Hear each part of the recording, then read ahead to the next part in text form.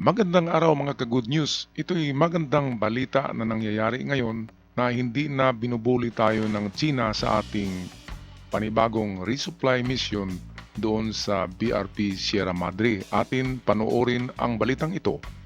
The Philippine Coast Guard, or PCG, has reported a successful rotation and resupply mission in the Kalayaan Group of Islands, specifically in Lawak Island, Panata Island, and Pag-asa Island. This critical mission took place from January 3 to January 9.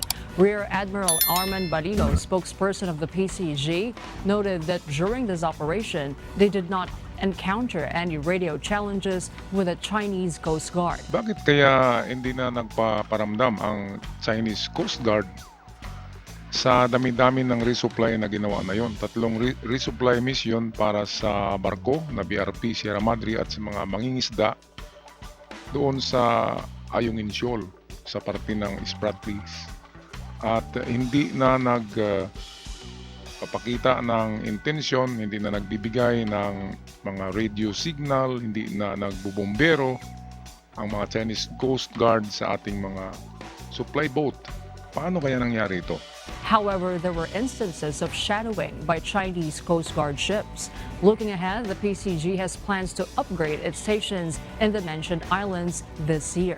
Commandant CG Admiral Ronnie Hill Gavan has outlined the importance of enhancing capabilities and infrastructure to better address the evolving needs in the area.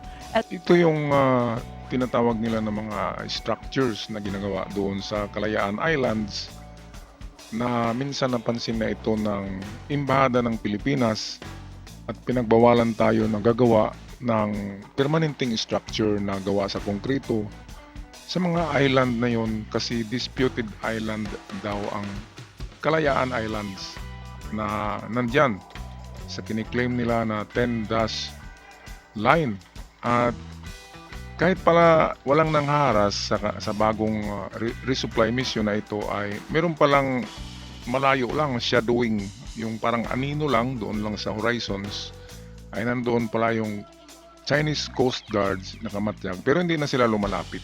Siguro ito na yung panahon na parang natanggap na ng China na hindi talaga sa kanila itong Spratlys Island. At baka sa pagdating ng panahon, kapag palagi tayong matapang together with America and the allies, ay mangyayari ang ating inaasam na talagang mag-withdraw na ang Chinese troops, ang Chinese government sa claim nila nitong Kalayaan Group of Islands. Territorial concerns persist in the region. These developments underscore the ongoing efforts of the Philippine Coast Guard to maintain a presence and ensure the security of the Kalayaan Group of Islands. Ito yung maganda, itong palaging nagpapakita ang ating Coast Guard doon, palaging gumagawa ng resupply mission. Kaya nga ito ang ginagawa sa Sierra Madre, na hindi mo na tinanggal diyan sa pagkasadsad diyan sa Ayungin Shoal ang Sierra Madre. Kasi bali yan na ay isang permanent structure na nandyan, nakatanim na. At may rason tayo na pabalik-balik doon para magdala ng supply mission sa mga taong nandyan sa barko. At ang ating mga fisherman din dyan ay libre yan ng gasolina, ng fuel, ng pamahalaan, yung nangangisda dyan, para makikita ng China na sa atin talaga ang teritoryo na yan. At meron pa tayong napakagandang balita ngayon para sa mga taga Mindanao. Ito ang report, atin panoorin. Inihayag ni Philippine Ambassador to the United States Jose Manuel Romualdez na opisyal na nagpahayag ng interes ang Estados Unidos na mamuhunan ng higit sa $1 bilyong para suportahan ang naantala ng Mindanao Railway Project ng pamahalaan. Naku, swerte ang mga taga Mindanao. Kasama na rin ako dito. Kasi ito yung plano noon ng Pangulong Duterte na ipagdugtong ang buong Mindanao gamit ang itong railway station. At ito yung nakakontrata noon sa China. Pero alam naman natin ngayon na meron ng hidwaan ng China at Pilipinas. Kaya medyo tayo. Itong nag-detour. Kumambyo tayo at siyempre US ang ating bibigyan ng kontrata niyan. Inaasahang ang pondo ay manggagaling sa US International Development Financial Corporation na kilala ng tumutulong at namumuhunan sa infrastructure at development projects ng developing countries para sa ikauunlad ng kanilang ekonomiya. Nako, ito ang maganda dahil pupunduhan muna yan ng Amerika. Amerika muna ang gagasto at saka sisingil yan ng bali data-data lang or installment. Kaya maganda ang tulong na ito ng US para sa mga underdeveloped countries. Ito pala yung ginagawa ng US.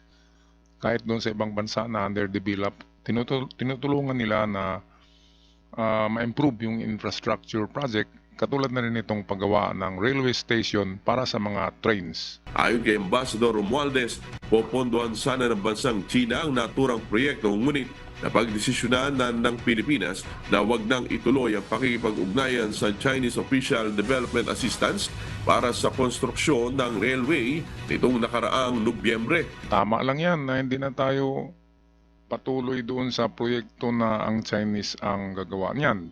Kasi of course, bilyon-bilyon yan na gasto sa Philippine money. Kahit nga sa US dollars ay 1 billion. So, times 55.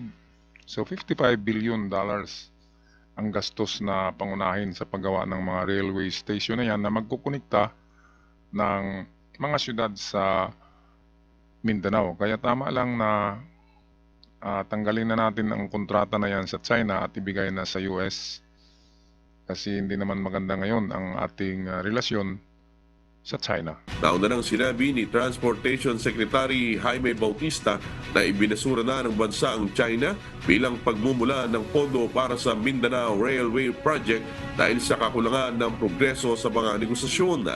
Kinumpirma rin ng kalihim na naghahanap ang gobyerno ng iba pang mapagkukunan, maaring isang combination of Philippine government support, ODA, and private sector support para pondohan ang 81.7 billion peso Mindanao Railway Project Phase 1 Tagum Davao. Naku, ito pala ay 81 billion pesos budget ang project na ito. Akala ko kanina 55 lang. Kasi kung i-multiply natin ang $1 billion is 55.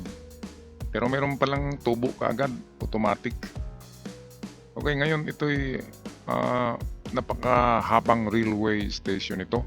At ang maganda nito, ito yung mga bullet train. Itong mabibilis ito ng mga train.